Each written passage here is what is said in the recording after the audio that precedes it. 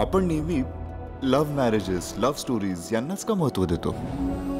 एक arrange marriage ही legendary love story बनू शकते.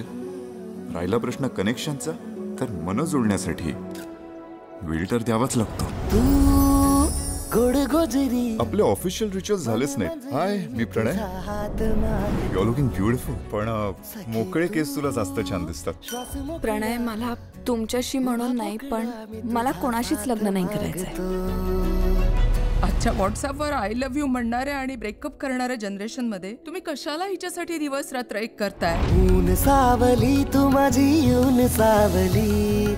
मी कोणालाही या लग्नासाठी फोर्स केलेला नव्हता. सावली अन्वी, आपल्या नात्यासाठी म्हणून मी एक एक पाऊल पुढे टाकतोय. तू मात्र एक एक पाऊल मागेच जातेस का?